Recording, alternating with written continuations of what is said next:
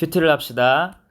2021년 2월 1일 일용할 양식 메시지입니다. 오늘 본문은 로마서 14장 1절부터 12절 말씀입니다. 오늘 묵상하는 로마서 14장은 두 갈식으로 구성이 되어 있는데요. 1절이 주제고 나머지는 이 주제를 설명하는 구절들입니다. 1절에 믿음이 연약한 자를 너희가 받되 그의 의견을 비판하지 말라고 되어 있는데 여기서 주의해야 할 것은 의지나 성품의 연약함이 아니라 믿음의 연약함에 대해서 말하고 있다는 겁니다. 특히 믿음의 연약함이란 어떤 것들을 하도록 허용하는 확신의 연약함입니다. 2절에서 5절은 아디아포라에 대한 논의입니다. 아디아포라는 대수롭지 않은 혹은 어떻든 상관없는 이란 뜻의 헬라어입니다. 하나님께서 명령하시지도 또 그렇다고 금지하시지도 않은 행동들을 가리키는 말이죠. 즉 실행해도 그만이고 행하지 않아도 죄가 되지 않는 대수롭지 않은 문제로 본질적으로 선악의 문제가 아닌 것입니다. 그렇기 때문에 구원의 문제와는 더욱 직결되지 않습니다. 로마서가 로마에 있는 그리스도인들을 대상으로 쓴 편지임을 상기해 보자면 그리스도인들은 유대인인데 로마로 이주해서 혹은 이주하기 전에 개종한 그리스도인인 사람들, 또 본토인 로마인인데 복음을 듣고 반응한 그리스도인으로 구성되어 있습니다. 누가 믿음이 약한가에 대한 논쟁이 많지만 서로 약한 부분들이 있었습니다. 2절은 로마인 그리스도인들이 유대인들을 비판하는 내용입니다. 믿음이 연약했던 자들, 여기의 경우 유대인 그리스도인들이었겠죠. 그들은 채소만 먹었습니다. 그 이유는 고기를 먹는 것이 우상 숭배라고 여겼기 때문입니다. 당시 이방 신들을 섬기는 제사는 신을 공경하는 의미로 고기가 제물로 바쳐졌습니다. 그리고 그 고기는 제사장들의 보수와 신전 유지 비용을 마련하기 위해서 시장에 팔았습니다. 이방인 신자들은 이 고기를 먹어도 아무렇지 않다는 믿음이 있었습니다. 이에 바울은 3절에서 먹는 자는 먹지 않는 자를 업신여기지 말고 또 먹지 않는 자는 먹는 자를 비판하지 말라고 이야기합니다. 여기서 업신여긴다는 말은 경멸하고 못마땅하게 여기고 무시하다는 말입니다. 또 비판하지 말라는 말은 비호의적인 생각으로 비난하거나 흠집을 잡지 말라는 권면입니다. 이유는 단 하나입니다. 먹는 자든지 먹지 않는 자든지 하나님이 그들을 받으셨기 때문입니다. 4절 말씀에 유대인 그리스도인들이 로마인 그리스도인들을 비판하는 내용입니다. 남의 하인을 다루는 문제, 사실 하인의 문제는 좀 어려운 문제이긴 하지만 당시 사회 통념상 하인 제도가 있었고 이것을 인정했습니다. 남의 하인을 다루는 문제들을 제기하지 말라는 것입니다.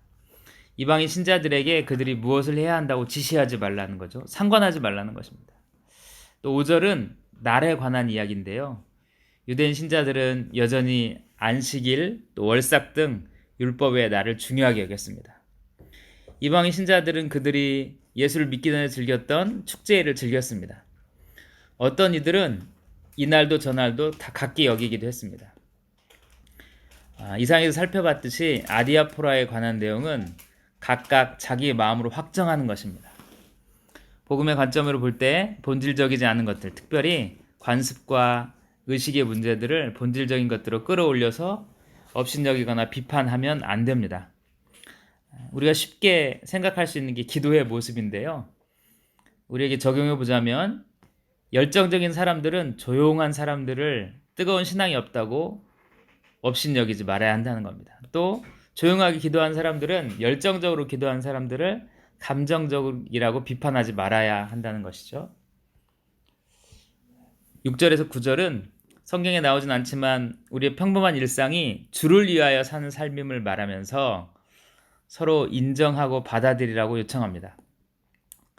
앞서 말한 날에 대한 각각의 생각도 또 먹는 것에 대한 각각의 생각도 주를 위한 삶이므로 존중받아야 하고 감사할 수 있습니다. 아무리 평범한 삶이라도 자기를 위하지 않고 주를 위한 삶이면 우리는 사나 죽으나 다 주의 것이라고 기록하고 있습니다. 그러니 누구의 삶도 업신여기거나 비판하지 않아야 합니다. 심지어 이것을 위해서 예수께서 죽으시고 부활하셨다고 표현하고 있습니다. 구원과 관계되지 않는 문제로 하나님께서 받으신 이웃을 받아들이지 못하는 우를 범하면 안 됩니다. 10절은 주의 것이며 하나님의 소유가 된 사람들에 대해 업신여기고 비판한 자에 대해서 하나님이 단호하시다고 말씀하십니다. 우리 모두 다 하나님 앞에 서게 됩니다. 하나님의 심판대 앞에 서게 됩니다. 그때 우리의 혀가 우리의 삶을 하나님께 자백합니다. 우리의 혀가 우리의 일을 하나님께 직고하게 됩니다. 우리의 삶을 평가하시는 분은 하나님 한 분이십니다. 각각 자기 마음으로 확정한 대로 살아야 한다는 5절의 권면은 하나님의 평가를 전제로 합니다. 하나님의 평가가 전제되지 않으면 각각 자기 소견에 옳은 대로 행한 사사시대 사람들처럼 죄를 지을 수밖에 없지만, 하나님의 평가가 전제된다면 각각 자기 마음에 확정한 대로 살아야 한다는 것은 하나님께 주신 자유를 누리되 이웃을 섬겨야 된다는 평가를 갖게 됩니다. 주를 위하여 사는 삶은 다른 사람의 허물에 집중하는 것이 아닙니다. 다른 사람들에게 섬길 부분이 있는가에 집중하는 것입니다. 최후의 그날에 하나님 앞에서 우리 삶을 직고할 때 힘과 뜻과 정성과 목숨을 다하여 하나님을 사랑했고 이웃도 역시 그렇게 사랑했노라고 고백할 수 있기를 바랍니다. 2월을 시작한 오늘 업신여김과 비판 대신 사랑과 섬김의 삶을 선택하는 여러분이 되기를 기도합니다. 감사합니다.